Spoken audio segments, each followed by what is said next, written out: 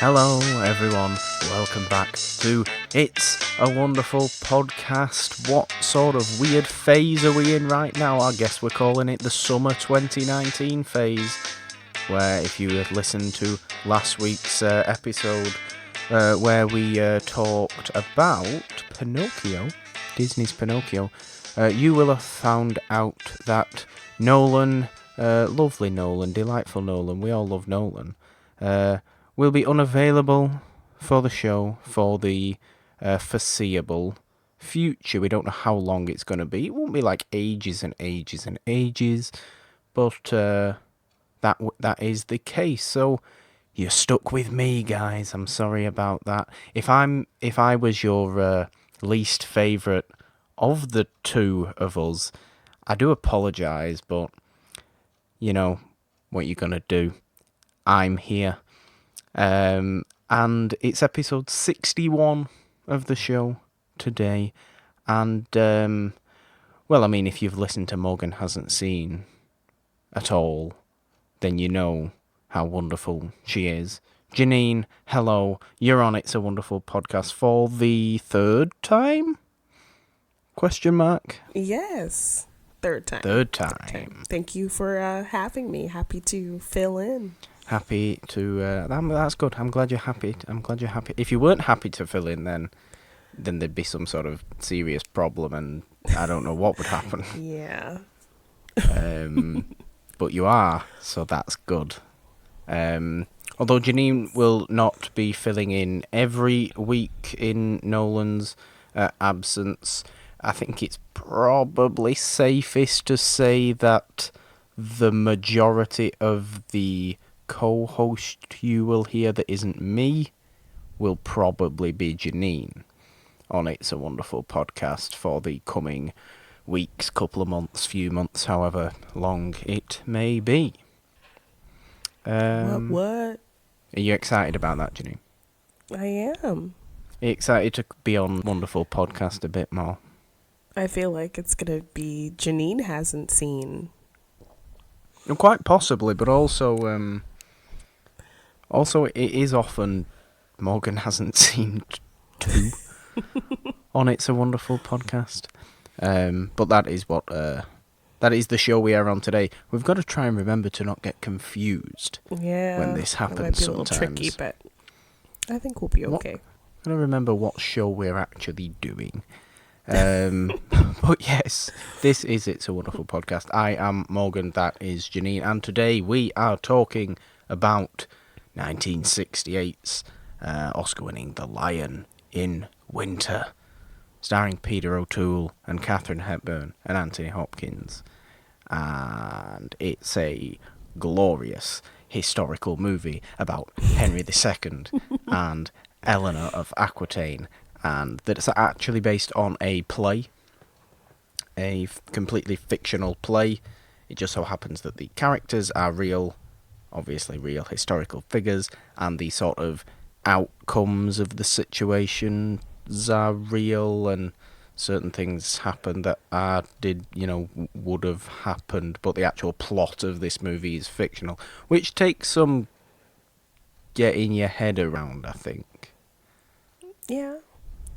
So, first off, I'll let you go into it, Jeannine. What, first off, did you think about The Lion in Winter? Well, I mean, I don't think I've actually ever really seen a Peter O'Toole performance besides Troy. Besides Troy. Okay. Yes. I like that.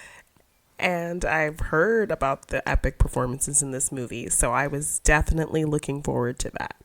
Because I'm not a super historical person, but I love great performances in classic films. Like, all the classic films that I love are especially because of the performances. So that's the main thing I was looking forward to.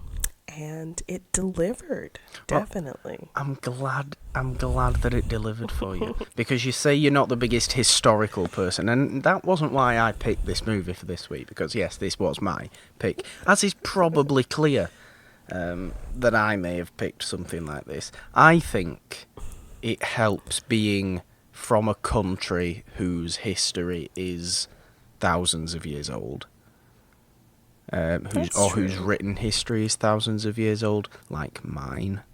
The reason why I'm very much into all this sort of weird history stuff. I always feel like maybe North Americans' written history isn't exactly old. Compared to yours, not so much. No. No, compared to some countries for sure.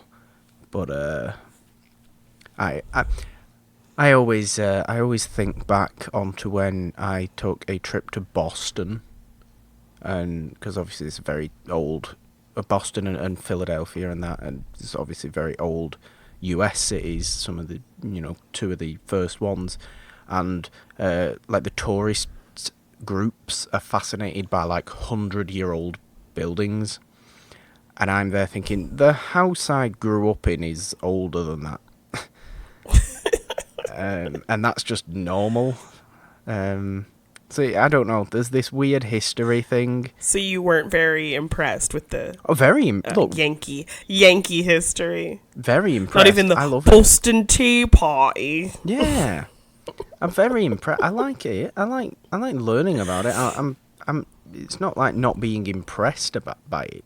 It's more like, I don't know. It's more like, well, I've got a fort that was built maybe in the 1400s, like 20 minutes away from me, so we're still fairly young, yeah, history-wise, I guess. I guess I'm entitled because I happen to be from England. Yes. And, much like Henry II, Jeannine. Much like Henry II. Henry II is from England. Peter O'Toole, who is a very, very shouty man. He was in this movie. But we like him for that. He is engrossing. I love him in this. I was going into this believing that, okay, this is Hepburn's movie. This is Katherine Hepburn's movie, right? She's going to absolutely steal everything. And to a point, she does steal every scene she's in, apart from the scene she's in with Peter O'Toole, in which case they are very equal. He's kind of, yeah.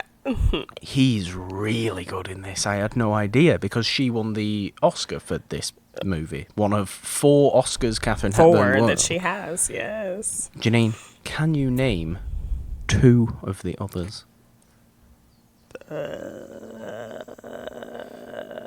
Why are you putting me on the spot? I'm a Schmodown competitor. When I don't know things, it just makes me look bad. That's exactly why I'm doing it. It's called studying. Okay. Yeah, studying. I failed this quiz. I failed the pop quiz. Well, she actually won back-to-back. In 1967, she won for Guess Who's Coming to Dinner. Oh, yes. In 19... Yes, which what? Yes. For 1967, I should say. She didn't do very much in that movie. I don't think that was Oscar-worthy, but... It's Oscar-worthy. It was still good. In Guess Who's Coming to Dinner, her performance is Oscar-worthy purely because she cries at Spencer Tracy's last thing. Purely because she's against Spencer Tracy is the only reason. Yeah. But she's great in that. She's great in everything. She's great in everything. And, On Golden Pond is another one. What? I wrote an essay about On Golden Pond. With Henry Fonda. Jane Fonda. And Jane Roka's Fonda. favorite, Jane Fonda. And, everyone's favourite Jane Fonda. And Morning Glory, which was one from the early 30s. Oh. Which she won for as well.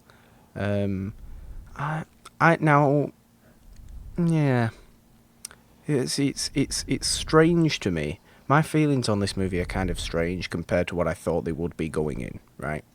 I was very frustrated by this movie. Yes. But I was loving every minute of it. I was so captivated by it and just wanted to bask in all the nonsense that was going The on. relationships were very twisty and conflicting, and it was way more soapy, like soap opera-y, like than I expected. It was, I mean, okay, so the whole movie is basically Henry II has 3 sons, and his wife, who is French, Eleanor of Aquitaine, which was a province of France. Is a province of France, probably still is a province. I don't know my French geography as good as I probably should. I don't know. Sorry guys, sorry France. Basically, all you need to know is they all plot against each other and with each other for power after Henry dies. Not that Henry seems like he's near death yet. He just wants to pick an heir. Yeah. Before he goes, He just wants to get it all sorted out, and you're there thinking, okay, I know how this is going. Okay, no, I don't. Okay, no, I really don't. Okay, I think I'm back on track. Oh no, wait. Oh yeah, maybe no. Okay, and it's just that for the whole movie. Essentially, I was kind of feeling like his mistress just being pulled in all different directions, and him telling you one thing and then doing another, and yeah. I think this movie is basically every character saying something, telling someone else that they never meant to say that in the first place, but then telling someone else that, yeah, I did mean to say that in the first place. Yeah. And then you still twisty. Not having a real clue whose side of what the truth whose. Is and what. Yes. It's just very infuriating. But infuriating in kind of a good way. In an interesting way, yes. In a way that, like, it almost like, I sort of liken it to a chess match. And there's actually a couple of scenes of King Philip of France playing chess in this movie. So maybe chess is something we should focus on here. It's a running theme, perhaps, yes. Because it does seem like a chess match with every sort of direction going every which way. You never know quite what's coming unless you are completely ahead of the game, and sometimes, Henry thinks he's ahead of the game, sometimes Eleanor does. Maybe they are, maybe they aren't. But it's just, you are kind of loving for over 2 hours just watching everything happen. Everybody manipulate everyone else. And if you love manipulation, this is the one for you. For you. And the score, I must say, really helped heighten the tension and set the mood of everything that was happening from the beginning. Oh, I really absolutely. liked the score. And I mean, it's a beautiful movie as well. Yes. To look at. CinemaScope, I believe. Glorious CinemaScope. Yes. I think this was filmed in Douglas Slocum, I want to say, was the cinematographer. He's done a bunch of stuff, not that I can name off the top of my head right now, but I know his name from doing some damn good cinematography. But everything in terms of technical wise seems to fit really well. Yeah. And it did feel kind of like a play. Like it felt very contained. Yeah. And you kind of only focused on the main characters. So in that aspect, how entrances worked and exits worked and how things were shot, it all felt very much like a play. And obviously it's very dialogue heavy as well. Yes. But that's good. It gives all these wonderful actors reason to display their talents. And just kind of focus on what they needed to say and how to deliver that. Yeah. I think almost that's what this movie is. And it's kind of a little bit different to what I thought it was. It is basically just, okay, you lot of wonderful actors, go plot against each other. Do your thing. Yeah. And then you almost gave them free rein to do whatever, because I don't know about you, I couldn't keep up with what was going on really and who was with who and what was happening, because it was just seemed like it was so all over the place. But that's that's not a negative thing. That's just it's kind of, the film kind of paints this confusion as kind of what it wants to do. Yeah. It seems to want to confuse you, because And it does. because it's confusing all the characters in there as well. Yeah, they don't know All what's the happening time. themselves, so you're kind of stuck in the middle with them because you don't know. One minute you think, okay, maybe they're making peace with each other, but no, it's just a ruse to go behind their back and plot with somebody else. And Yeah. oh goodness, yes. Yeah, and Very, it's all. I used to watch Young and the Restless for years, so I was getting all kinds of soap opera vibes from this, which I didn't mind at all. I mean, there wasn't any like slaps and gasps or anything like that. No, but just the fact of people like manipulating each other and people acting like they felt a certain way when they really didn't, and Yeah. all the confusing relationships and alliances that aren't really alliances, and the sneaking and all of that felt very soap opera-y. I understand that. Maybe I'm just that person who believes that every type of soap opera isn't worthwhile, and I know that's not true. I know there's actual sort of kind of good quality soap opera out there, or even like parody soap opera like Jane the Virgin, which is sort of half parody soap opera but also half legit. Yeah. That's a good show. I fell off that show. I should get back on that show. It's a long. Did you happen to see Mike on there? Is Mike Kalinowski on that? Yes. Not that I can remember. It's quite a while ago though. I've never seen it, but it's in his like. Now I am that he was on. 100% going to have to watch that. Just to be like, where is he? What random episode of season 4 of the 27 episode thing is he in? That's quite funny. I like that. He's not in The Lion in Winter though. No, he is not. That'd be most. But Timothy disturbing. Dalton is. Timothy Dalton is, yeah. Timothy Dalton plays King Philip of France, Philip II, I believe, Yes. who sort of comes into it because I don't know. Is this movie set in France? Where is it set? I don't think they ever say. I don't know. No, because isn't she in France? Didn't he like ship her off to her own? So probably her own like palace in France, so he wouldn't have to deal with. You her. know why this is? It's because it's Christmas, so a couple of people are coming it's Christmas together. days. This could technically be considered a Christmas movie. Absolutely, I tell you what, it's going to be on my Christmas movie list from now on. Yeah. So yeah, it's Christmas, so the sort of whole family's coming together, and it would seem that they've not been together for ages and ages and ages and years. But yeah. So Henry, she's kind of estranged from her sons, and she's trying to make peace with them, but they're just like, I don't know, lady, I don't know you. Here's a history question for you. Who actually did become king after Henry II died? Richard right? did. Richard did. And who became king after Richard? I do not know. It was his brother, John. John. And we all know who John Ridiculous. is, don't we? Dirty John. Yes. John is Thumb-sucking that John from Robin Hood.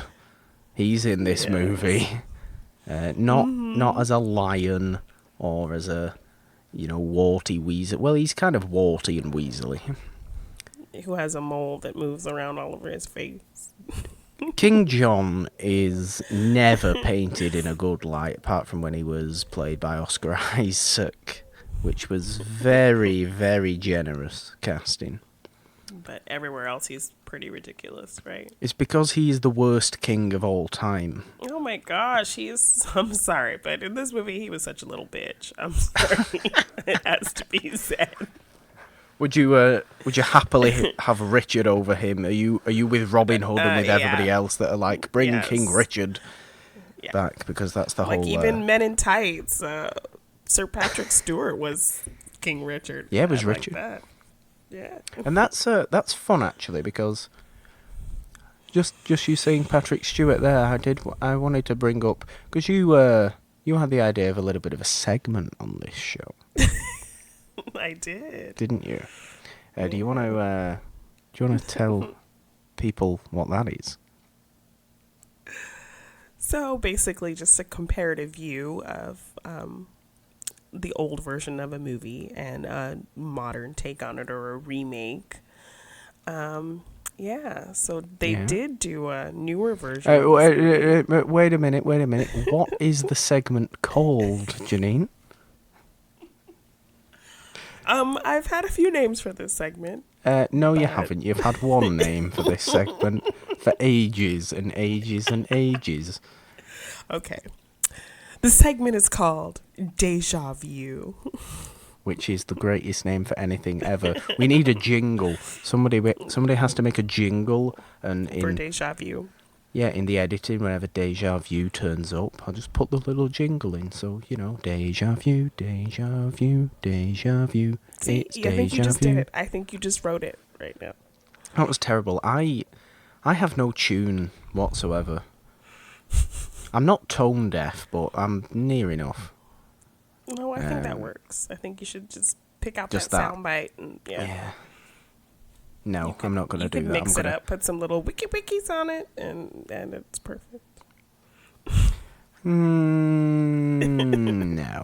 I don't think. Put some nice music behind it. It's great. No, I don't know about that, but yeah, Patrick Stewart starred in a remake of this Glenn Close. movie with Glenn Close. Now I haven't seen that either, and have you? Yeah, no, I have not. But No? in looking up this movie, I saw so there was a TV movie version done by them. Yeah, so that's quite interesting. I think those two would pull it off really well. I'm not sure it would be quite as sort of powerfully enigmatic and sort of shouty, and I don't know, there's something about Peter O'Toole and Katherine Hepburn that are just like every single word and every single little eye movement and mouth movement I'm just like fascinated to. Patrick Stewart. I'm just kind of worried that I'd just be so distracted by the fact that he had hair. Well, there is that as well. Like long, flowy hair. Yeah, I mean, you're not wrong there. You are not wrong there. And the guy who plays John, I think he would pull it off. He plays a pretty smarmy guy and everything. So, who's the guy who plays John in that one? Rafe Spall. Rafe Spall, okay. Is he related to Timothy Spall? He looks kind of like him. Do you know what? I think he might be. Maybe his son. I'm not. I'm not absolutely certain. If nobody knows who he is, he was the bad guy who was obviously the bad guy in Jurassic World 2. Jurassic World 2? Yeah. I never saw Jurassic World. Like Fallen Kingdom, that's what that was called, right? I never saw that movie. Yeah, well, he's in that, and he plays a guy who's supposed to be a good guy, but then, oh my gosh, he's really a bad guy, and that wasn't completely obvious from the start. Sarcasm. Has there been a good Jurassic Park movie since Jurassic Park, Jeannine? Yeah, no, not so much. No, there hasn't.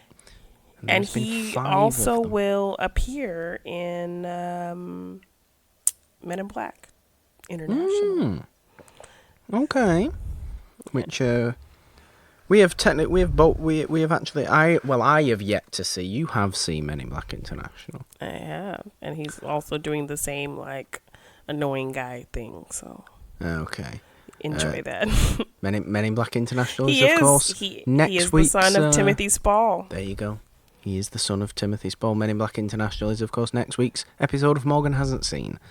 So, yay for that, I guess. Unless you take into account what everybody else is saying, in which case I'm not looking forward to watching Men in Black International. He does look like the spawn of Wormtail. I could see it. The spawn of Wormtail.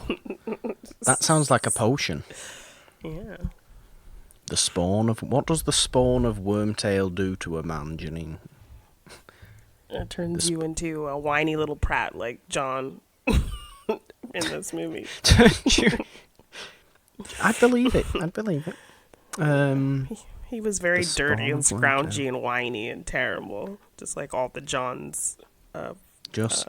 He really was. And I forget the guy's name who played him, but I think the most notable performance from any of the sons is Anthony Hopkins as Richard. Oh, yes, as Richard, yes. Richard the First, Richard the Lionheart, King Richard, whatever you want to call him.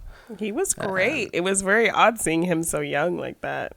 So young, and he didn't with, seem with to a have beard. his very, like, even his voice sounded different. Like, we've all come to kind of know his voice, like, Morgan Freeman, or, like, his voice is very identifiable. But this one, like, he didn't sound like himself. It was very weird.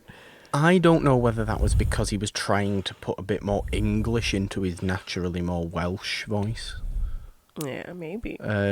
Or it was just the fact that he was kind of young, because this is Anthony Hopkins' first major role, and we were talking about Timothy Dalton before as well. So let's step out of Deja Vu, and we already did that, but still, I just wanted to treat it like an actual segment. No, we didn't have much to say, as we haven't seen the point the 2003 version. The point of Deja Vu, Jeannine, if we haven't seen the movie, is try and think, well, would we like? Do we think that would be something we would like? That's the point of Deja Vu. I'd say that's a successful little segment. So we can try it again for a movie maybe we've possibly seen. Yeah. Yes. But it's good to bring in a little bit of weird, non-consistent segment. I don't know. It's weird. Yeah. But yes, just bring a little bit of Morgan hasn't seen into this. Why not? Some nonsensical ramblings. Why not? This already sounds like an episode of Morgan Hasn't Seen, but that's just because it's me and you and not me and Nolan. I apologize. That's only because it's not me and Nolan. It is me and you instead, but it is not Morgan Hasn't Seen. But yes, Timothy Dalton. This is Timothy Dalton's film debut. Mr. Pricklepants. Yes. Mr. Pricklepants. It's quite true. Timothy Dalton's film debut as pretty boy Philip II. Yes, he was very pretty. Like he looks incredibly I saw him and I'm pretty. Like, is that Timothy Dalton? He's so young and so pretty, and him as well. Like, he didn't have his gravitas kind of. No. He's also rolling voice that he normally has. And he's very light and soft and yeah. Dalton's kind of very sort of gritty and rough, and he's always come off as that to me. So to see him play this King of France, who's potentially homosexual as well, which is a little bit of something. It's a little bit touched upon, which I appreciated that, because it was something that was actually sort of maybe or maybe not going on between. And one of those another one of those twisty alliances. Yeah, between him and Richard. Him and Richard, yes. That part of it also felt very soap opera-y. It did, but I mean, yeah, it did. But that part might actually be the most accurate part of the whole movie. You don't know. Yeah. You don't know. I mean, that was going on at the time. Allegedly was going on at the time. Allegedly. There's enough. I mean, I say allegedly as though the ghost of Richard I is going to come down and kill me if it's not going on. If you're telling his secrets. Sorry, Richard. Sorry, Your Grace. How dare you? Sorry, Your Grace. Sorry. Sometimes, without thinking, I wish the monarchy was at the same level it was at in the Middle Ages. But then I realised that would mean it was the Middle Ages, and everybody would live until they were about 25, and then die in a war. That's very depressing. Or of some incurable disease at the time. So that was perfectly curable now. Maybe I'll just stick with I like watching history stuff and looking and reading about historical stuff, and give me my power plots in movies like this, or in Game of Thrones, or in whatever. Yeah, I appreciate that. I mean, something like this is probably what got a little bit of... is where Game of Thrones probably got a little bit of its dynastic plotting from. I would think so. Something like this, because it's... I mean, in Game of Thrones, obviously, it's all a bit twisty-turny. It's not quite as frustratingly intense there's a lot of, as this movie. There's a lot of manipulation that could play into plots of Game of Thrones. And, telling people one thing to get them to get an alliance with you and get them on your side and to kind of put them at ease so that you could go behind their back and, do your sneaky little planning. Yeah, and there is a lot of that. I'm disappointed. I'm actually very disappointed in myself. Why is that? Because we have another segment on this show, Jeannine. We do. It's called the Mustache Hall of Fame. Now, last week's episode, me and Nolan were talking about Pinocchio, and clearly I was way too focused on Nolan's announcement and all that stuff that was going on to realise that I should have put Geppetto from Pinocchio in the Mustache Hall of Fame. Yes, that was a pretty nice stash he had going there. Nice. So, I'm gonna do it now, and in hindsight, put Geppetto from Pinocchio in the Mustache Hall of Fame. So, congratulations, Geppetto! Yay. Applause for Geppetto. And I do only bring up the Mustache Hall of Fame because this movie is also frustrating in the fact that everybody has a beard and nobody has a mustache. Yeah, that is slightly upsetting. All wonderful beards, even though there was one scene in which Anthony Hopkins, Richard I's beard looked false. Yeah. It looked like it was... Like, I want to believe that Anthony Hopkins grew that lovely groomed beard, but there was one scene where it looked a little bit fake. That hair, that beard, all of it was just not working for me. Not like Peter O'Toole's was. Yes. That was great. That's why he was getting all the ladies. I mean, he was getting all of them as well. Like, they bring up one of Henry II's mistresses in this movie. Apparently, he had a lot. So, he was one of those kings. Which, could be whatever it can be. I do believe Jeannine is currently getting attacked. Yes, if you hear any other interesting sounds in the background, it's my giant bulldog, Dixon, trying to get all up in my business right now. So, I apologize. Hi, Dixon. Welcome to It's a Wonderful Podcast. I don't believe you've been on before. No, but it's not. he's on now. If it was a video show, he might be on. Yes. Yeah, so that's fun. Mustache Hall of Fame, or Facial Hair Hall of Fame. The general Facial Hair Hall of Fame is open with this movie, but sadly not the mustache. No. But yeah, so Katherine Hepburn. Let's talk about Katherine Hepburn a little bit now. Oh, you want to talk about Katherine Hepburn? And that is Jeannine's Katherine Hepburn impression, which is glorious. That was pretty bad. I usually do pretty good, but that was not good. I'm not going to attempt my Katherine Hepburn impression because it is terrible, as you might expect, when I sound like me. I might have the... I don't know, I might have the sort of slight bit of croak that Katherine Hepburn might have. You don't want to try to sound like her, Morgan. But I have completely the opposite inflection and speech pattern of Katherine Hepburn. But I adore Katherine Hepburn in everything I have ever seen her in. I stand by my opinion that she is the greatest actress that has ever lived. People may disagree with me, but 4 Oscars don't lie. Yes. And like earlier in this film, I kind of felt like she seems a little too modern for this movie. I don't know that I can buy her as a Queen of France in this, like, yes, like in medieval times. I just always see her as a more modern kind of woman. And yeah, I just didn't see it. But as the movie progressed, I got into it, and her performance just kind of was enough to like make me not even think about that anymore. Yeah, because it gets kind of emotional. It gets really intense with, and all the manipulation is great, obviously, and she comes out with some absolutely perfect quotes and just lines of dialogue. Oh yeah.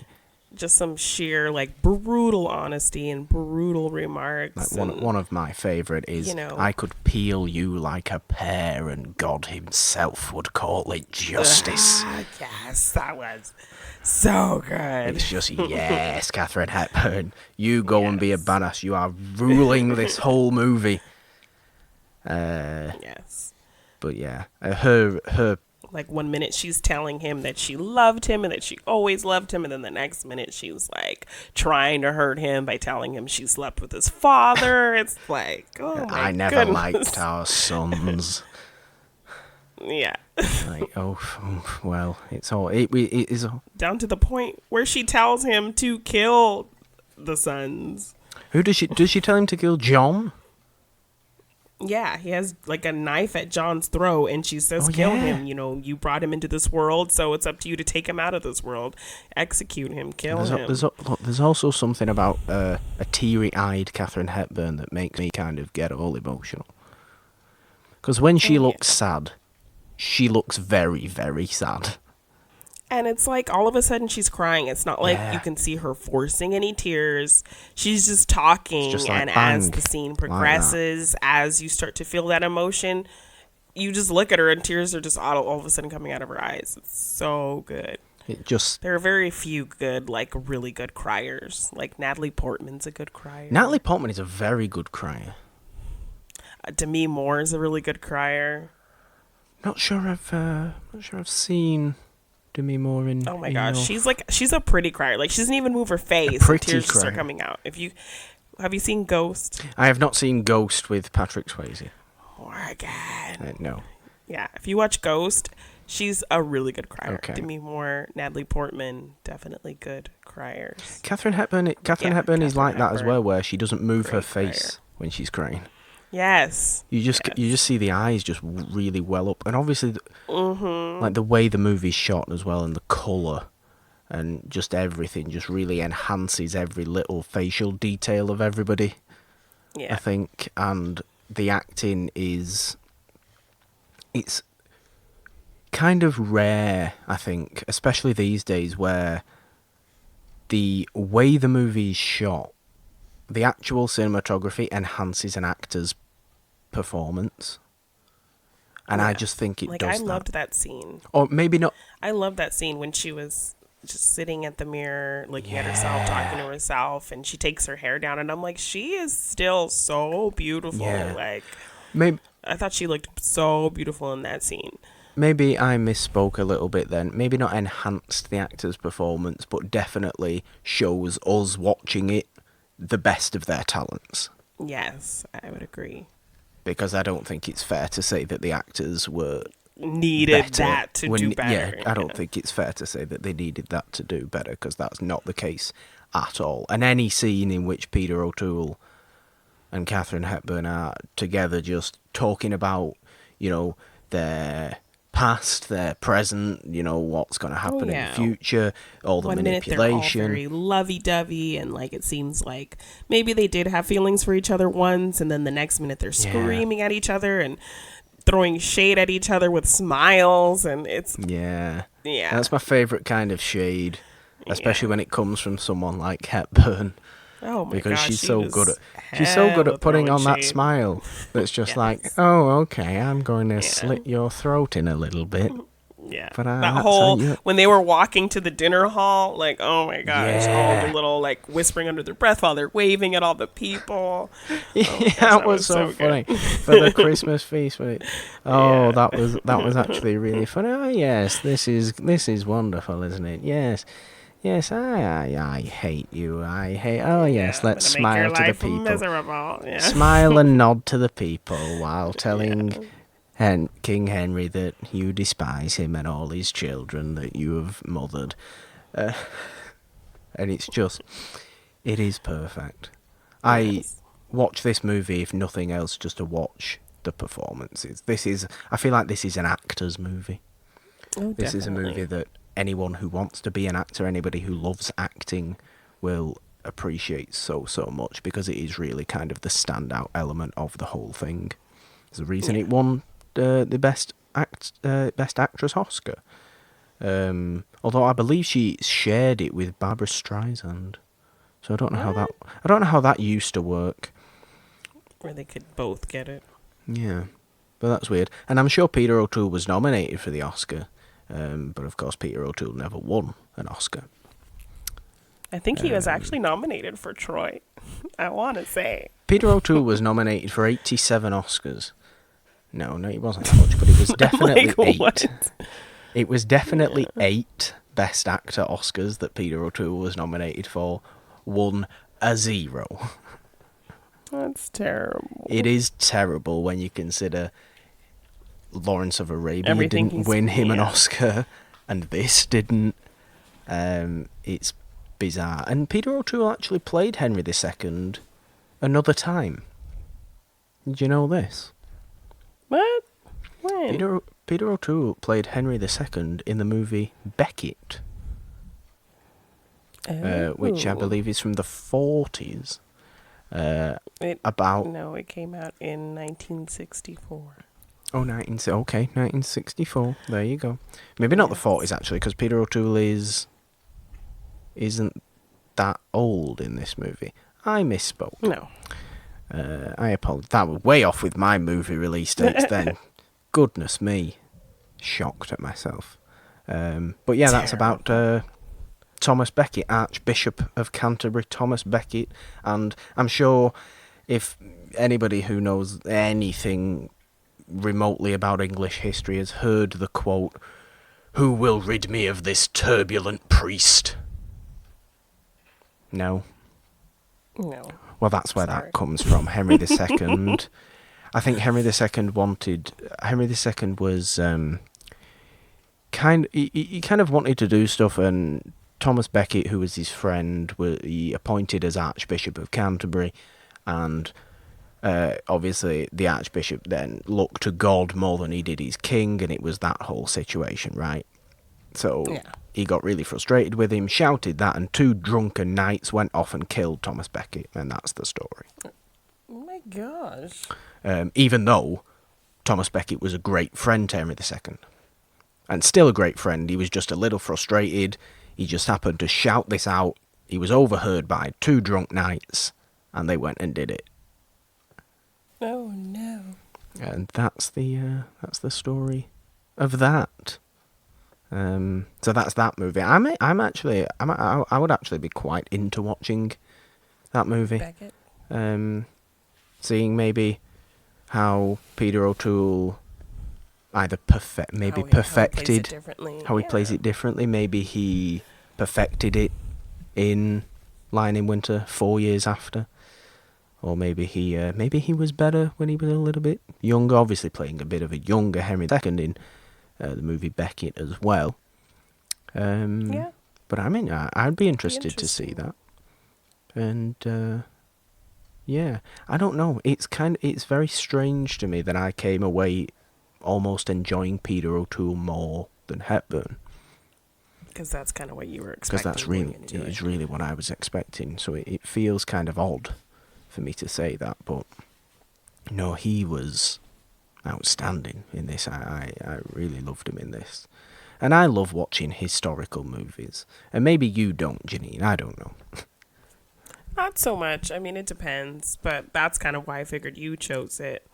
But yeah, once you chose it, I was very excited because I had always heard about the performances. And like I said, I mean, Peter O'Toole is a great actor, but I really don't think I've seen any of his performances aside from Troy. And he's done some amazing things. So I was definitely excited to dip my toes into this one. I mean, if you've got a nice Sunday afternoon, watch Lawrence of Arabia. It's a very Sunday on the afternoon list. film. As maybe the concept of a Sunday afternoon film is a little bit alien to those outside of Britain. Yeah, I think so. Yeah, because on British TV, like Sunday afternoon, there's always like a kind of long epic on from the 60s or 50s Okay. or whatever. Especially if it's like a holiday weekend, like Easter, you are always guaranteed to have a biblical movie on a Sunday Interesting. afternoon. Lawrence of Arabia just falls into that whole category there. And it's been a while since I've seen that. Been a long while since I've seen that, so I couldn't necessarily comment on whether I preferred Peter O'Toole in that or in this movie. But I will have to watch Lawrence of Arabia again. I'll have to watch it for a first time.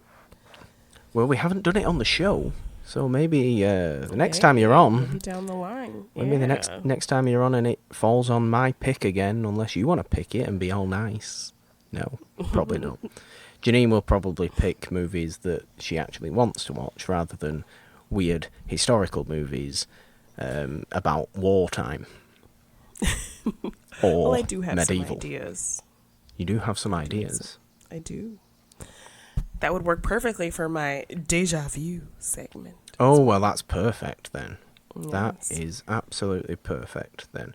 And because we are terrible organisers on It's a Wonderful Podcast, I'm not even sure if Jeannine will be on next week's episode or not. At this current point that we are recording this, I don't know that. So I'm not going to say anything. I'm not going to promise, like often I would do with Nolan. It would be a case of, Nolan, what have you picked for next week? But maybe I can't do that right now. Because I mean, you can if you want to.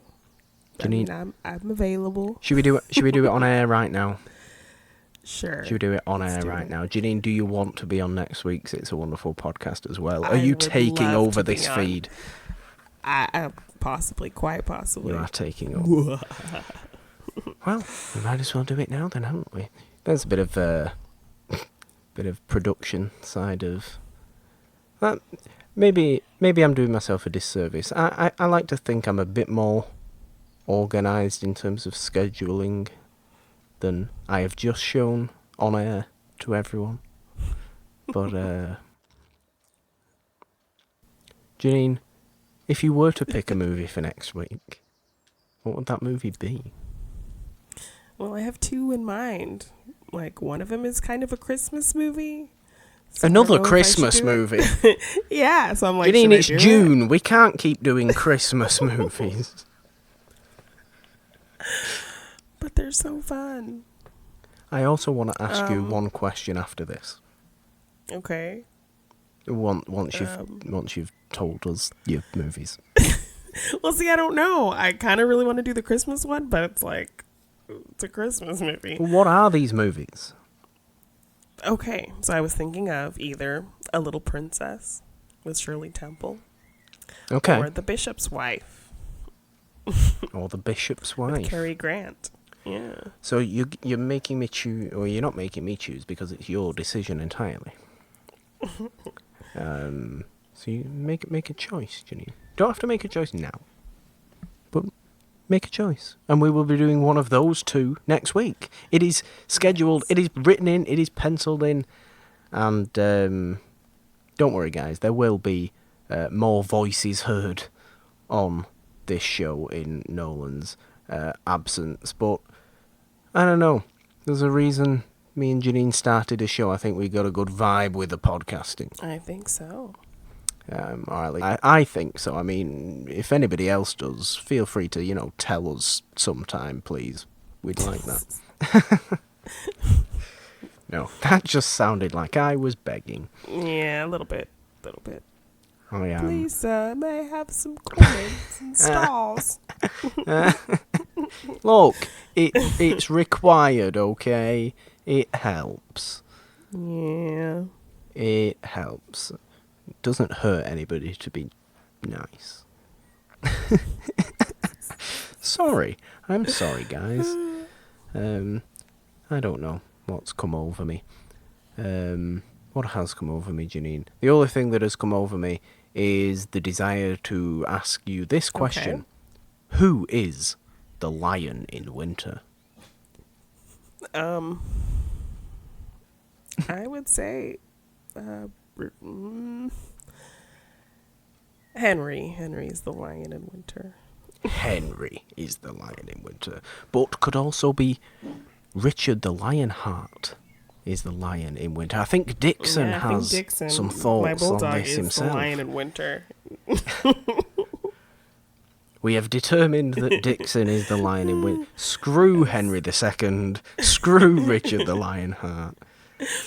Dixon the Bulldog Is the Lion, is the in, Lion winter. in Winter. Lovely. I really enjoyed this movie, though. I really loved this movie. I did too. It was kind of a little bit unusual from what I thought it was going to be, but it was entirely captivating. Yes, I thought it was going to be all gravitas and, and straightforward. It's almost very much like a play with just like specific points. And, I didn't expect the interactions to be so complex and manipulative and all over the place and ups and downs and twists and turns. And I was not expecting all of that. I was expecting very straightforward, like very coherent relationships between these characters, and it was not that. But that made for a very unexpected and interesting watch.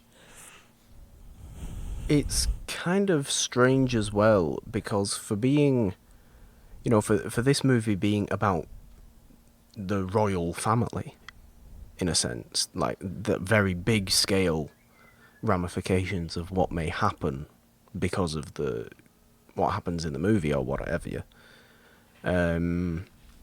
it feels very small scale. For being very big scale, it is very, very, very small scale. And I really like that. It focuses all those on characters. The characters. It was very contained, which I appreciated. So you could kind of focus, because if they had brought too much more into it, I mean, you're already kind of trying to keep up with who's doing what and who's saying what to who and who's with who and all of that. So if it hadn't been as contained, it would have really got muddled. But I think because it was very contained to these characters, you could focus on them, you could focus on the performances, and you could focus on the dynamics and the relationships. Does it make you want to watch more historical movies about the medieval period? It does. If all the performances are as captivating as this, I could definitely get down with some history. Well, I guess we can go and watch Beckett then. Yes, I wouldn't mind. I guess that. we can go do that. Do you have a favourite scene from this movie? Is it that mirror? I do. I liked with her Katherine looking Hepburn? in the mirror, kind of talking to herself, and just when she took her hair down, I was like, she is still just so pretty. Like, she is just so captivating. So yes. I think if I had a single favourite scene in this, it's only kind of a short scene. It's Peter O'Toole on his own right after he's come out of King Philip's room, where he's just confronted all of his children. Yes, and he tells them he's just gonna like disown all of them or whatever. Yeah. Yes. And he's just walking down those stairs, and there's that weird dog in the background that there's dogs in this movie. Yes, and they're always barking. That is just roaming like around. Like Dixon. Dixon, maybe we are performing some sort of play of Lion in Winter right now, and Dixon is acting. I think so. As the as one of those dogs. But that part when he's walking along the wall and did you see what color? Did you see what color the sky was? Did I see what colour the sky was? Well, yeah, when he was walking outside along the castle wall. Was the sky purple? It was. Well, what a funny turn of events. Yes. But no, I loved all that when he's walking down those stairs and he's just sort of clinging onto the wall because he just wants to cling onto something else. He's realised it. He keeps saying over and over again, "My sons, I've lost my sons. I've lost them." And he just doesn't know what to do for that tiny little monologue. It's just perfect acting. Yes. And I love it so much. And that was my... you felt all of it, yeah. Desperate, heavy, intense, emotional acting from Peter O'Toole. And I really loved that a lot. But yeah, wasn't a part of the movie that I didn't like. Even the whole confusion and frustration aspect is what the film wants you to feel. Yeah. So you can't be mad at that, or you can't be you can't think it's bad for doing that, because the way it's structured and the way it's set up is just, it's clearly that's what it's supposed going for. Do you feel the same confusion and frustration and all of that the characters are feeling? So. Yeah. And just bring it up as well, the one little part where Anthony Hopkins gets really emotional. Oh, yes. It's really, like, all of these really intense emotional scenes where it's just kind of the one person talking for a little bit. Yeah. And just going on a bit of a monologue. Like you said with Eleanor and the looking in the mirror. And kind of just talking to herself, and yeah. It Yeah. felt very play-like. Yeah, it did. And I can only imagine that the play is great as well,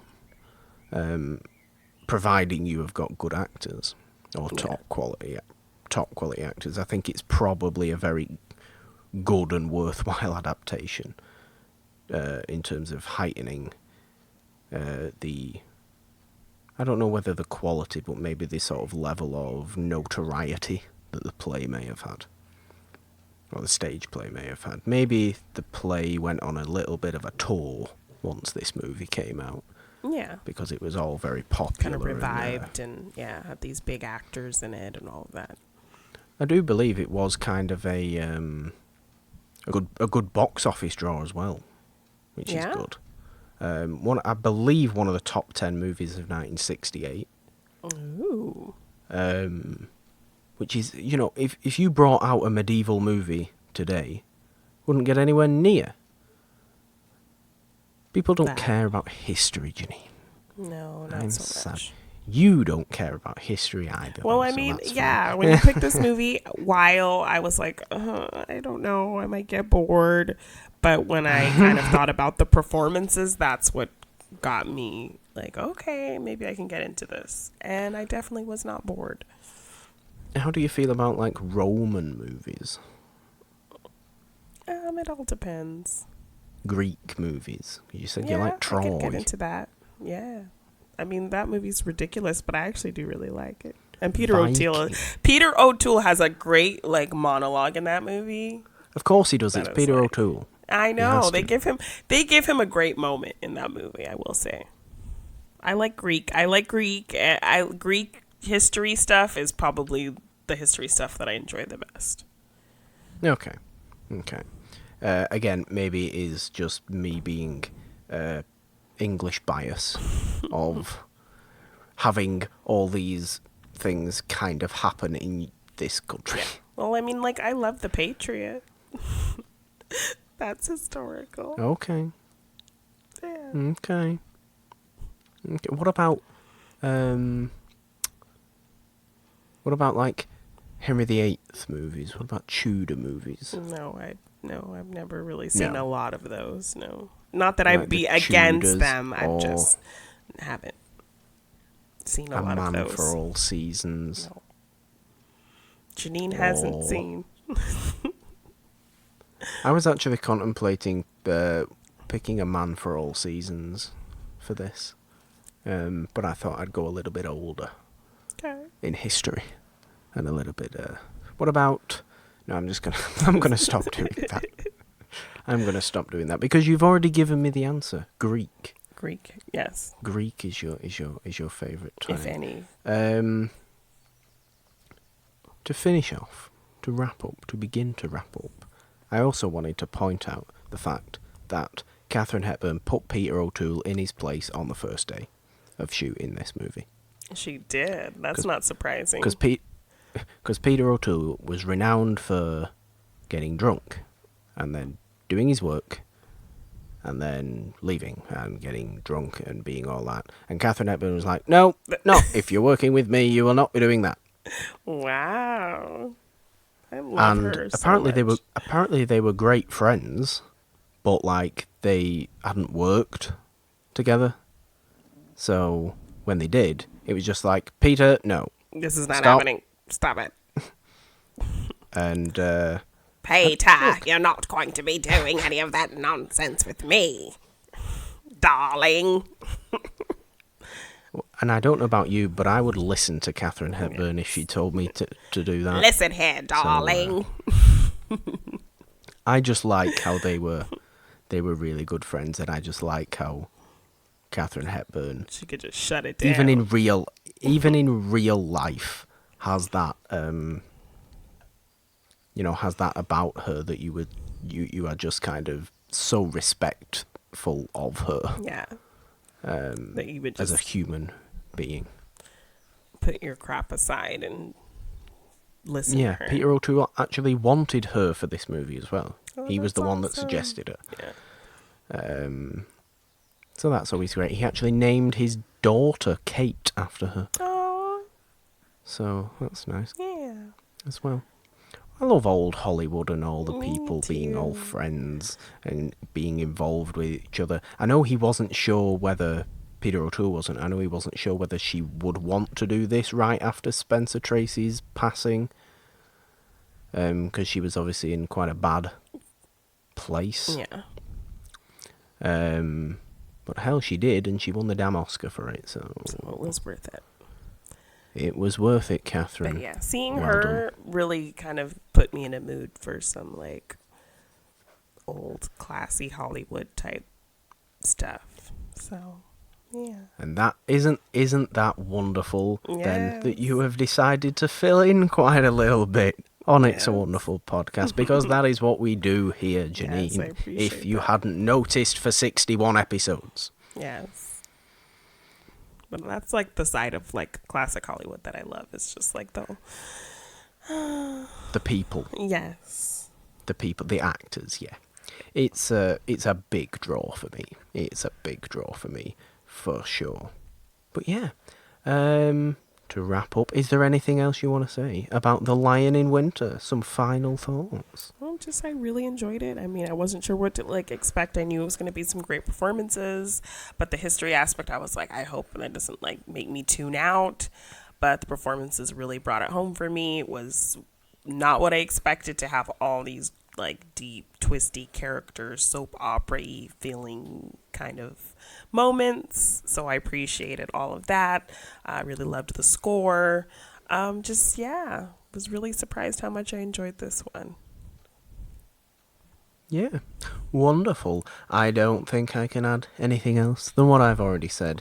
It's a great movie. Go and watch it if you love big performances that you will just absolutely be captivated by. You need to watch Lion in Winter. You will not regret watching this. It's quite a quick 2 hours 50 as well. It is. It does not feel dragged in the slightest, which is always a bonus as well.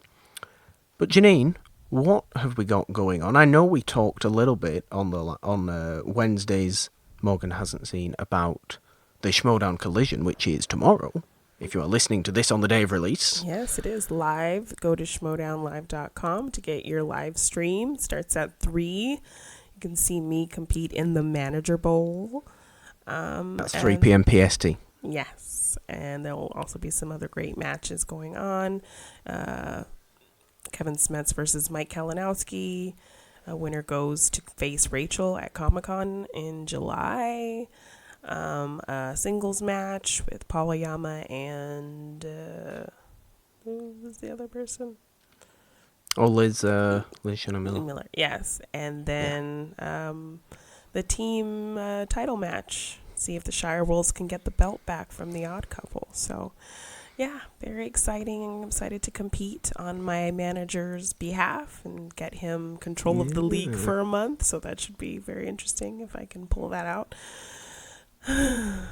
But yeah, It's a big event. yes. It's a big event. Go on. You'll still be able to get your live stream tickets if you are listening to this on the day of release, and maybe if you are listening to this on the Saturday, it airs. I'm not quite sure how the live stream tickets kind of work. Pre-show in terms starts of at when 2, you I are believe. able to buy them. So, yeah. So Okay. hopefully, if you get it earlier in the day, you'll have it and you'll be okay to start streaming it by 2 for the pre-show. So yeah. But yeah, go and check that out. Jeannine will be involved in it, and also don't forget to check out Morgan Hasn't Seen, which is the other show on this. We did talk a little bit more about the Schmodown Collision and what to expect and what we are looking forward to on this past Wednesday's episode, where we were talking about Men in Black 3. Yes. Next week on Morgan Hasn't Seen, we will be talking about Men in Black International, the new movie with Chris Hemsworth and Tessa Thompson. And then, as Jeannine stated earlier on, next week on It's a Wonderful Podcast, she will be returning to talk about either A Little Princess or The Bishop's Wife, Yes. whatever she chooses. By then, I'm sure it will be quite clear from the title of episode 62 which one she has chosen. I doubt we'll do them both in the same episode. Yeah, doubtful. That'd be a little bit confusing. But hey. But hey, we are nothing if not confusing, Yes, as this movie It's a proved. wonderful podcast. We are nothing if not confusing. Guys, you can check out the show on Apple Podcasts, where you can leave those 5-star ratings and reviewings, and it helps us out a lot. And we will love you forever and read out your lovely, glorious review should you give us one on the show you may be talking about. Because we have 2 shows here, Jeannine. We and do. you are on both of them. I know. And Takeover. Isn't that just wonderful? Because I am also on both of them. So Let's just hope they don't get sick of us. I don't know. So I'm sure you'll spice it up and have some other guests here and there filling in. But yeah. Oh, for sure. I will happily fill sure. in when you need me. I am always concerned that people get sick of me, Jeannine. So that is a thing I am cursed with. I don't. Well, that's lovely of you to say. Thank you very much. But yes, find the show on Apple Podcasts. Do all that good stuff over there. You can also find it on Spotify, on Stitcher, on Podbean, Castbox, Podcast Addict, Google Podcasts, various other podcast providers. Just search It's a Wonderful Podcast and you can find this show, and you can also find Morgan Hasn't Seen on the exact same feed. And you can buy your Morgan Hasn't Seen and It's a Wonderful Podcast shirts on Jeannine's TeePublic, which is G9 Design, letter Yes. G number 9. That's right. What else can you do? You can follow the podcast on Twitter at It's a Wonderful 1 with the number 1 to see all the updates for both shows and what's going on. There is currently a poll out on related to Morgan Hasn't Seen on Yes. which Will Smith movie I will be watching for our bonus one on that show, our bonus film on that show for the end of the Will Smith Men in Black series. You can go and choose which Will Smith movie I'm to watch, and that will be on the Twitter. Yes. So check my Twitter for that poll at Yes. Jeannine Dubbing on Twitter. And anything else that's going on, Jeannine? Not so much. Just doing these shows with you, which is pretty awesome. Yeah, it is. And Schmodown Collision, and yeah. And Machine Mondays on And Machine Mondays, of triviasd.com. course. I have an article I put out every week, every Monday on triviasd.com. Machine Mondays, just my thoughts about different Schmodown related topics. So check that out there. And yeah. Wonderful. Guys, you can check me out on Twitter at the Purple Dawn with a 3 instead of the E in the... Because, Jeannine, you always say it on Morgan Hasn't Seen. Do you want to say it on this as well? Because 3 is the magic number. Yay, that's just confusing everybody even more as to what show they're actually listening to. Look at the title, guys. It's not that goddamn hard. Sorry, that was a bit aggressive there. Until next week, guys. I guess until next week on Morgan Hasn't Seen, technically. Yeah.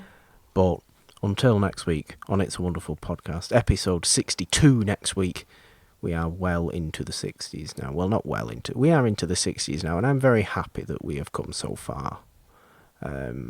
It's great, and it will continue for here's to the next 61 and 67,000 more after that, however long. I hope to help keep the legacy alive, sir. The legacy is strong. Yeah. This is where I would say Nolan see us out. Now, Nolan isn't here, as we all know. So, being that it is It's a Wonderful Podcast, because on Morgan Hasn't Seen, I don't force Jeannine to do that. But it is It's a Wonderful Podcast, and it is tradition. Jeannine, see us out. Until next time, guys. Bye. Bye.